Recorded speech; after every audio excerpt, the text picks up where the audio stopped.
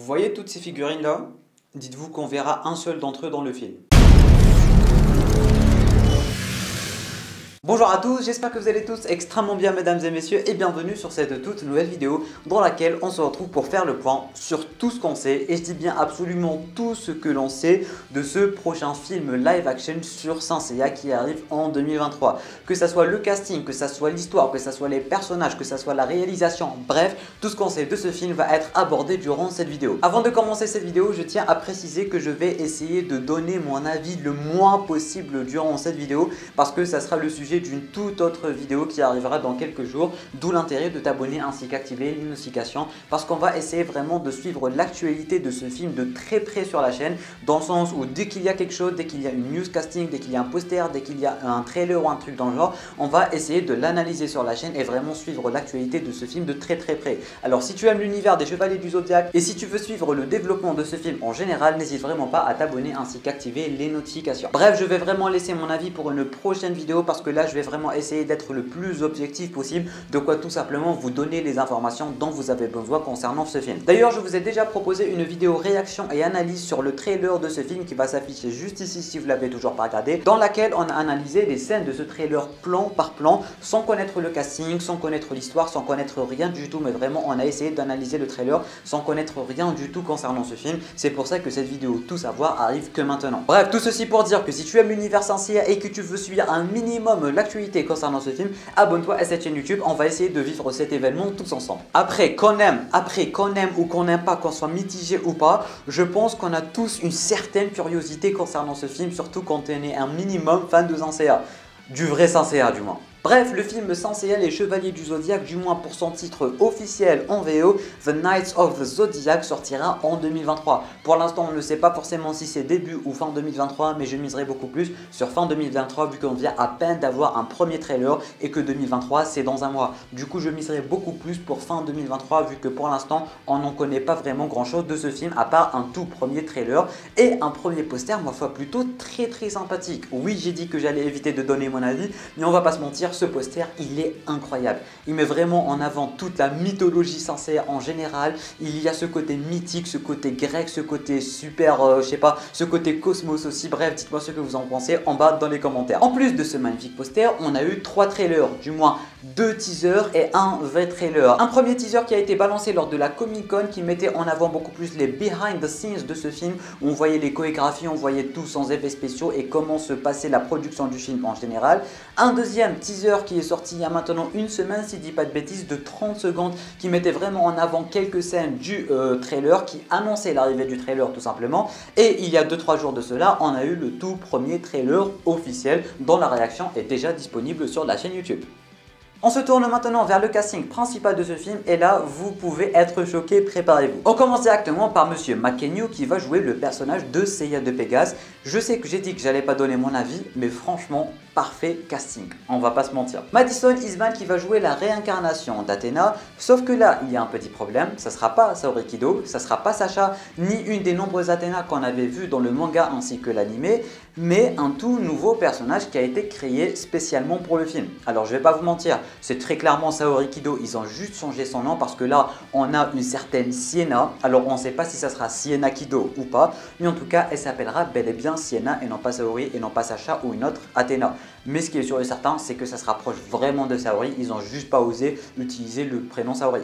Je sais pas pourquoi. Le talentueux Sin Bin va jouer le personnage de Allman Kido. Alors c'est vrai que si je vous dis Allman tout court, vous allez rien comprendre. Mais si je vous dis Allman Kido, ça va directement vous faire penser à un personnage qui est bel et bien Mitsumasa Kido, qui est tout simplement le grand-père de Saori. Alors pour le coup, ils ont changé le personnage de Saori en Sienna. Ce qui est sûr et certain, c'est que Mitsumasa Kido est bel et bien devenu Alan Kido. Ils ont encore une fois américanisé la chose. Mais ça, c'est une autre histoire pour une autre vidéo. Mais ce qui est sûr et certain, encore une fois, c'est que c'est les mêmes personnages, on va pas se mentir. Famke Janssen, la GOAT qui avait joué dans la première saga X-Men, va jouer un tout nouveau personnage dont on connaît pas le nom, mais apparemment tout le fandom, à part moi parce que je n'ai pas pas regardé la série animée Saint Seiya sur Netflix, je pouvais pas, désolé, excusez-moi, mais je pouvais pas regarder cette série. Mais apparemment, Famke Janssen jouera un personnage qui a été introduit dans la série animée Saint Seiya de Netflix qui devrait s'appeler Grad. Dans la série Netflix, c'était tout simplement un personnage masculin, mais là apparemment, ça sera un personnage féminin.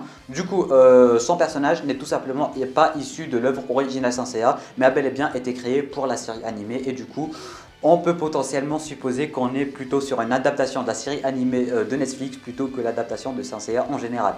Mais en tout cas, ce qui est sûr, c'est que son personnage, il n'est pas du tout connu.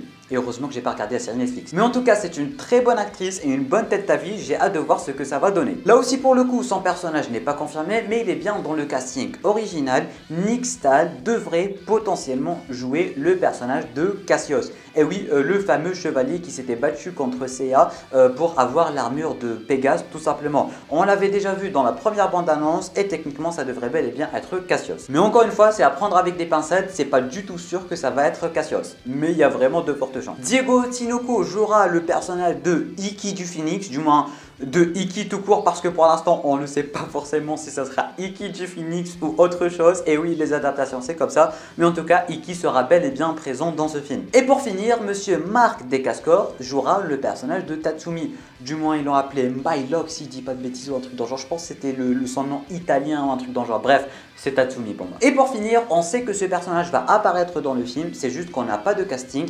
Il s'agit bel et bien de Marine de l'Aigle qu'on a déjà vu dans la bande-annonce. Et voilà mesdames et messieurs, c'est tout concernant le casting de ce film. Ce qui est sûr et certain, c'est que ce n'est pas le casting final, il y aura bel et bien d'autres personnages, mais ça c'est le casting de base. Ça c'est les personnages principaux. Et il n'y a pas de Shiryu, il n'y a pas de Shun, il n'y a pas de Yoga.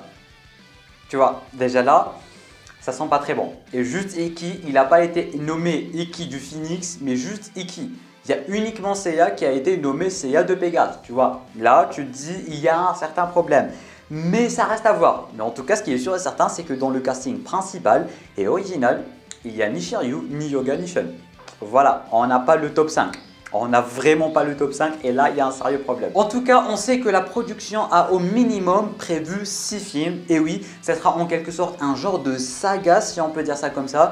Mais si j'ai une seule chose à dire avant tout ça, c'est qu'il faut déjà réussir le premier film pour prévoir 6 autres films. Alors quand on nous le dit comme ça, prévoir 6 films Saint Seiya, c'est vrai que ça donne envie d'un certain côté. Et c'est vrai que d'un certain côté, on se dit qu'ils sont potentiellement en train de prendre leur temps et que les autres chevaliers vont arriver au fur et à mesure des films. C'est-à-dire que dans le deuxième film, il y aura potentiellement Shiryu, troisième film, Yoga, etc. etc. pour au final terminer le 6e film avec la fin de l'arc sanctuaire, si je peux dire ça comme ça. Parce que pour l'instant, avoir la bande-annonce et avoir tout ce qui nous a montré de news qu'on sait concernant le film, c'est que le premier ne va très clairement pas se focaliser sur l'arc sanctuaire, mais genre vraiment de très loin. Alors, est-ce que ces fameux 6 films vont être tout simplement une saga qui va se conclure avec la bataille contre le grand pop, etc. etc. ou est-ce que ces fameux 6 films, ça sera littéralement toute l'histoire de Saint Seiya? Ça reste à voir. Mais en tout cas, ça nous donne légèrement un tout petit peu plus d'espoir concernant le futur des autres personnages, que ce soit Shun, Yoga, Shiryu, etc. etc. Mais encore une fois, c'est sûr et certain, ça va faire polémique. Shun, est-ce que ça va être un mec? Est-ce que ça va être une meuf? Est-ce que ça va être un trans, etc., etc. Vous connaissez tout ce genre de délire. On est en 2022 et ça continue vraiment à me gaver. Bref, maintenant on va parler de la production de ce film. Et là, ça fait peur. Ça fait peur, mesdames et messieurs. Le film va être produit par la Toei Animation avec Sony Pictures. Alors quand on dit Toei Animation, on se dit peut-être il y a moyen. Mais quand on dit Sony Pictures et qu'on regarde ce qu'a fait Sony Pictures ces 2, 3, 4, 5, 6 dernières années, Venom, Venom 2, Morbius, tu vois, là on se dit il y a peut-être moyen de foirer le projet. Déjà que le projet il sent pas très bon, tu vois. Alors personnellement, je reste assez mitigé, mais Sony est un peu dans tout ça. Ça fait peur, mais en tout cas la production est bel et bien par Sony ainsi que par la Toei Animation. En ce qui concerne la réalisation, on a monsieur, attention désolé si je vais écorcher son prénom parce que c'est vrai qu'à la fin c'est un peu bizarre parce que son prénom en fait il se termine par un S et un Z. Du coup monsieur Thomas normalement Baginski, et j'espère encore une fois que j'ai pas écorché son prénom, mais ça va bel et bien être le réalisateur de ce film. En ce qui concerne le coordinateur des chorégraphies et des cascades, et là ça donne vraiment beaucoup d'espoir et on l'a vu dans la bande-annonce, ça sera monsieur Andy Shank qui a déjà travaillé sur Shang-Chi. Et Shang-Chi, il avait des scènes de combat et des chorégraphies incroyables. Et là pour le coup, pour un film sincère, malgré que c'est pas si sincère que ça, des chorégraphies de combat et tout, vu que c'est généralement Météore des Pégases et c'est un peu des Kamehameha, tu vois. Là pour le coup, je pense qu'il y a vraiment moyen de faire une petite masterclass durant les combats. On termine cette vidéo avec le synopsis officiel de ce film. Mackenyu joue le rôle de Seiya, un orphelin de la rue et le héros titre de la franchise. Lorsqu'une énergie mythique connue sous le nom de Cosmos s'éveille en lui, Seiya se lance dans un voyage pour conquérir l'ancienne armure grecque de Pégase et choisir son camp dans une bataille surnaturelle pour le destin de Sienna. Ça fait toujours bizarre, c'est incroyable. Une jeune fille qui lutte pour contrôler son pieux pouvoir. Là aussi ça fait super bizarre. Bref, Binjin jouera un mentor nommé Alman Kido, un homme qui recrute Seiya dans l'ordre des chevaliers qui a fondé lorsqu'il a découvert la déesse réincarnée. Toniko est un homme engagé pour tuer la déesse vulnérable, du coup techniquement Iki. Bref, tout ceci nous dit tout simplement que ce film ne va pas tant que ça se baser sur l'œuvre originale, dans le sens où Seiya a été recruté depuis tout petit, où Athéna était une réincarnation depuis toute petite, où Iki ne voulait pas forcément directement tuer Saori. Bref, il y a pas mal de choses qui sont en train de changer, dans le sens où même Seiya, il vient à peine de découvrir le cosmos, etc.